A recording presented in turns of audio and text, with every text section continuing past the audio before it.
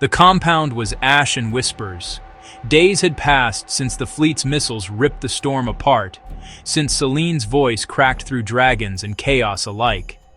Yet the air still carried the sting of fire, the ground still trembled faintly with resonance, and no one in the courtyard seemed able to unclench their hands from weapons or prayers.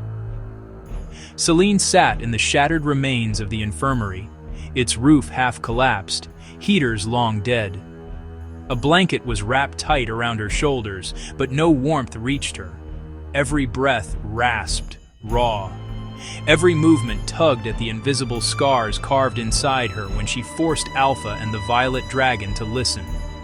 Kieran hovered nearby, patching up supplies, trying not to look at her as though she might shatter. She appreciated the attempt, even if the truth showed in his eyes every time he glanced her way. You're not sleeping. I can't. Every time I close my eyes, it's loud. Dragons, people, the whole world. It's like I'm standing at the center of a fault line and everyone's stomping their boots. Then we need to get you out of here before someone tries to push harder. Varga's already sending reports back to the fleet. Miriam's spreading her sermons. Rael's waiting for a chance to slit my throat. The factions hadn't collapsed. They had calcified. Colonel Varga had established a command post in the wreckage of the northern wall, his soldiers digging trenches through snow and stacking crates of munitions as though preparing for a siege. Orders barked, drills run, discipline hammered back into weary bodies.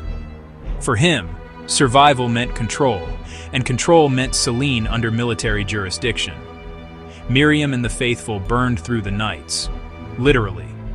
They lit pyres in the snow, sang to the auroras, held vigils with Selene's name on every lip.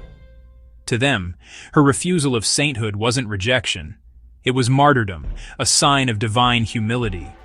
Every word she spoke was repeated like scripture, every breath woven into prophecy. And Rael, despite his cuffs, remained unbroken. The hunters lingered on the edges of the camp, lean shadows with eyes like knives. They muttered of betrayal, of fire too dangerous to live, of Selene as the leash they would cut. Rael spoke to them in low tones, his voice carrying across the frozen air. His chains were iron, but his influence was steel. Selene was the pivot point, the one thing holding the compound from splintering into outright war. But she knew it was only a matter of time before even that gave way. Fault lines never stayed quiet. It came to a head during the first assembly. Varga called it. Not Miriam, not Rael. Varga, with his hard jaw and scarred uniform, standing on the cracked concrete dais Selene had stood on days before. The auroras burned overhead, gold and violet tangled like barbed wire. Soldiers formed a perimeter, the faithful clustered with torches. The hunters crouched like wolves in the snow, and Selene, still wrapped in blankets, was dragged into the center whether she wished it or not. This situation is untenable. We cannot survive out here. Not with limited rations, not with dragons circling above, not with zealots and criminals at our throats. We need evacuation, extraction, order. Order? You mean chains? You mean burying the fire? The bridge has shown us the way. We are not meant to hide. We are meant to burn brighter. Your fire will kill us all. Better fire than chains. For once I agree with the zealot, but she forgets.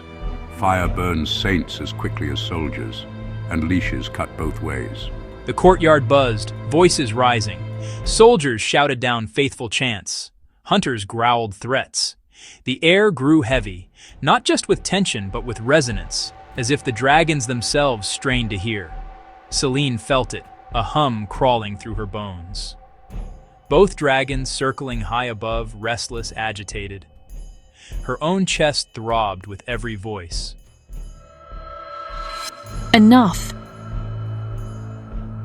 You think you can carve the world into pieces, soldier, zealot, hunter, prophet. But the dragons don't care about your lines. They don't care about your orders, your hymns, your knives. They care about me. The silence deepened, dozens of eyes fixed on her. I can't stop them from seeing me. I can't stop the world from watching. But I can tell you this, If you keep trying to pull me in pieces, if you keep tearing at each other instead of what's coming, then you won't survive long enough to argue. I'm not your leader, I'm not your saint, I'm not your executioner, I'm a scar, same as all of you, and scars don't heal if you keep ripping them open. Scars don't heal at all. They only remind you of the wound. Blasphemy.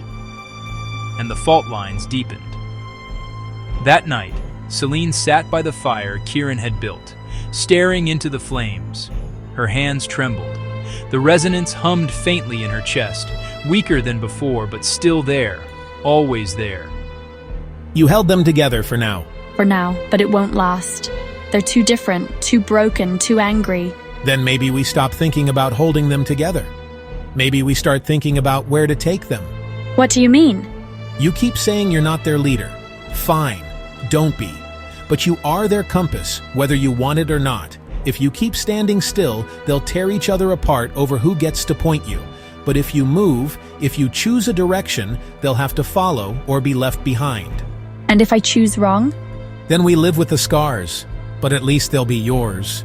Selene looked into the fire, her reflection fractured by flame. A scar, a compass, a bridge, and maybe, just maybe, a path. The next morning, the sky split again. Not with fire, not with dragons, but with aircraft, sleek, angular, unmarked. They streaked over the compound in formation, black silhouettes against the auroras. No insignia, no flags, just weapons bristling beneath their wings. The courtyard erupted, soldiers scrambled, faithful screamed prophecy, hunters spat curses. Selene's chest throbbed as the resonance surged again, stronger this time. The dragons stirred, their roars faint but building. The aircraft banked low, one of them releasing a small object that tumbled into the snow outside the compound walls. A beacon. It pulsed with a steady mechanical rhythm, alien against the storm. Selene's stomach knotted. Whoever sent it wasn't here to save them. They were here to mark the world's next scar.